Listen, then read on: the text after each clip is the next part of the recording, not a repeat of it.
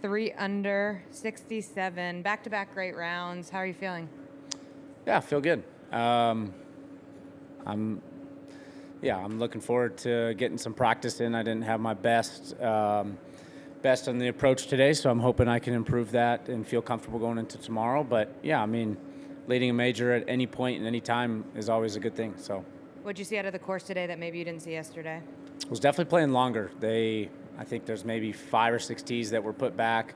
And then not only that, a lot of times when they had a back tee, they had a back pin. So it was playing pretty long. I'd say it was definitely some of the tougher pins today. The golf course on our last probably 3-4 holes when I was out there was starting to firm up. So I imagine this afternoon with the sun coming out, it's going to get firmer and probably be firm this weekend. We're going to open up to questions right here. Wyndham, you had an up and down on 14 that looked like it's early yet, but maybe the up and down of the tournament. How many times out of 100 do you think you get that thing up and down? And then you were laughing after you made the putt on 16. What were your thoughts after that thing went in? That up and down obviously was very risky. If it comes up short, I for sure probably make bogey. And then if it comes out hot and long, I mean, I brought in bogey into play, but I thought I had a really good chance of getting it up and down, or at least getting it on the putting surface. Out of 100, I had a good lie. So I say I would do 70 or 80 out of 100, honestly. But it still takes in that, if it wasn't a U.S. Open in a tournament, I think it's that number. But in a tournament, it's probably way less because you have the nerves. And I just felt like I kind of manned up and hit the shot. And then obviously making that putt was huge. And then on 16, I was laughing with my caddy because I hit that putt like 3 or 4 times in practice, different days. And then we had a putting game, closest to this disc in practices with Luke List and a couple other players, Adam Schenk. And I misread it every single time. So I kept playing left, like a foot out left, and I'd miss it 4 feet left. And so as we were walking up, I go, well, at least we know this putt. It's a foot out left, right? And my caddy laughs. And he goes, what do you see? And I said, I'm not reading this. You read it. And so he's like, all right, I see he played roughly 16 inches out on the right. And then to make that putt was just funny because we just laughed it off because I literally did nothing other than hit the putt because I didn't know where it was going to go. So We're going to go to Dan on the left. I was told that you've had some experience playing this golf course before this week. Can you tell me about how many times you've played and just your impressions of it coming into the week? Experience might not be the best word for it. I came in on Tuesday, just played 18 holes. But what I will say is I came out with my good buddy PJ. He's a member out here, and he's a good player, and he really knows the golf course. And that 18 holes was the equivalent of probably playing 27 to 36 because I was able to. I mean, he was telling me how certain putts, how they break, how this one's faster than this. This plays this way. If you're here, you want to go to here. And he was spot on. And so when I left that practice round on Tuesday, I felt like I could have come here and not even played practice round. I felt like it was that in depth. And so it was last Tuesday? Last Tuesday, yeah. And then I obviously had Monday, Tuesday, Wednesday here. So I had a light week. I just played 9 holes each day and took it easy. And so definitely helps having a little experience out here. We'll go right here to Brentley. This season, your approach play, I think, has taken off. Could you walk us through the process on how you've kind of turned that aspect of your game around and how important that was for you to do? Yeah, I think it's a combination of kind of an equipment change, an adjustment on the lie angles of my clubs. I did it about a year and a half ago. I adjusted my irons 3 degrees more upright from being relatively flat to more upright. And then I'm working on my own on my golf swing. So it's myself and my caddy pretty much monitor my golf swing. I don't have a swing coach, and that's kind of helped me own my swing and own my game. And so when I'm out there, if it doesn't feel right, I at least know what to do. And I think in the past I was too reliant on someone telling me what to do that I didn't own it. So I would just say those are probably the 3 main differences. We'll go to the left to Doug. Can I follow up on that real quick? Yep. Sorry. You said you have to work a little bit on the iron play today. What's the diagnosis then? Well, it's funny. I feel like I'm a little steep to protect it from going left right now, so I'm kind of not hitting my irons as crisp as I would like. And so I'm almost playing a swipe cut that is going a little bit shorter than my normal numbers would. What I will say is the last couple irons I hit did feel better, like the one on hole 9, my 18th hole. I flushed an 8 iron and actually hit the correct yardage. But we're going to probably go out there and try to hit some tight draws and get my swing back to neutral so that hopefully going in tomorrow I feel confident about it. First of all, Wyndham, who's PJ and how did you guys become friends? PJ Fielding or Felding, however you want to say it. I don't know how to say his last name. He's a good friend of mine. I've known him for probably 6-7 years. We played some pro scratch tournaments together. He's an amateur. And every time I'm in LA, I hang out with him. We go play some golf, either at Brentwood or here.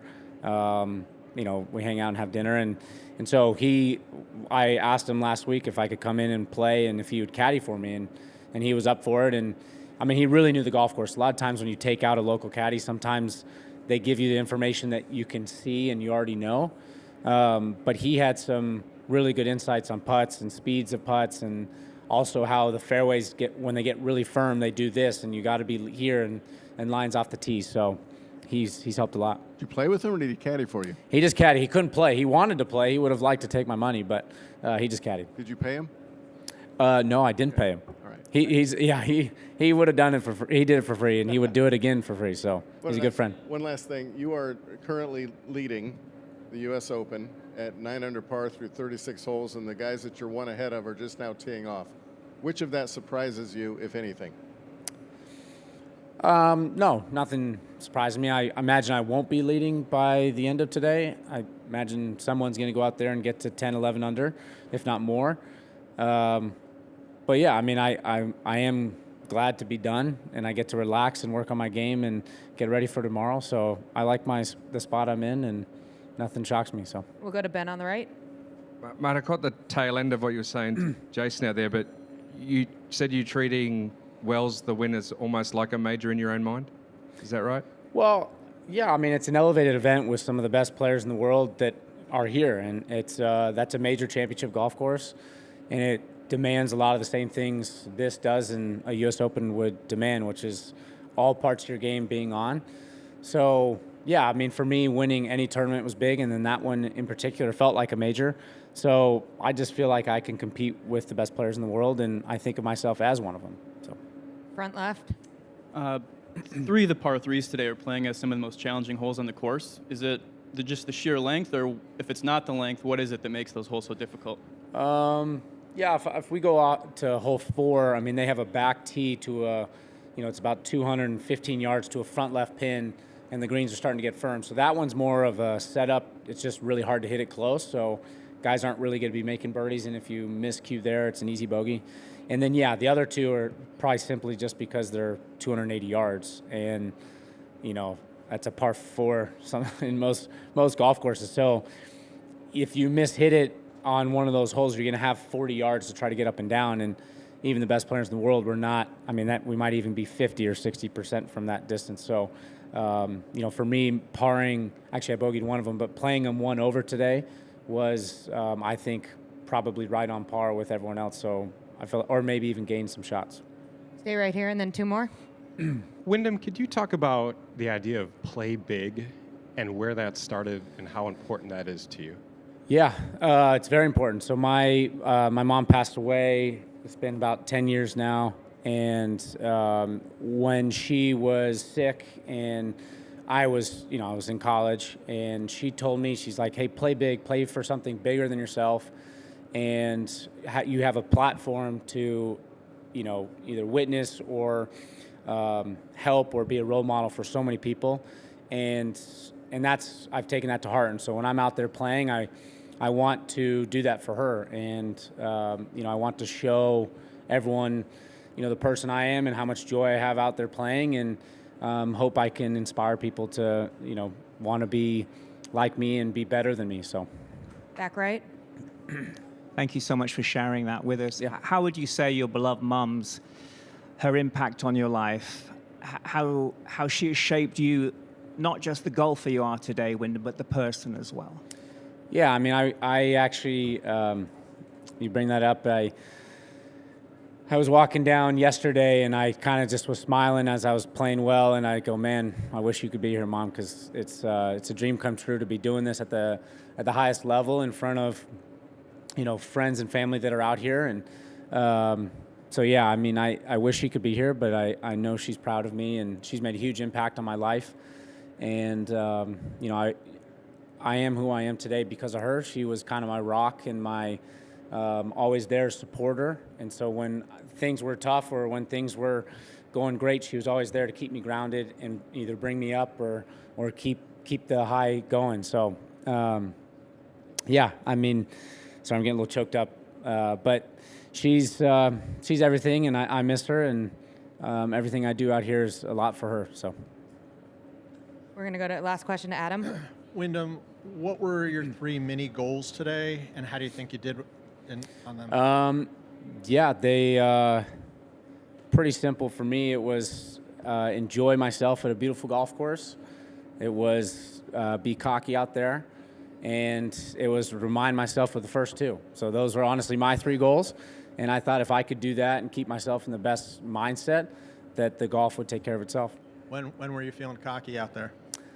I would say after I got up and down on 14, I was feeling a little cocky about that. It was a tough shot, and making birdie there was huge.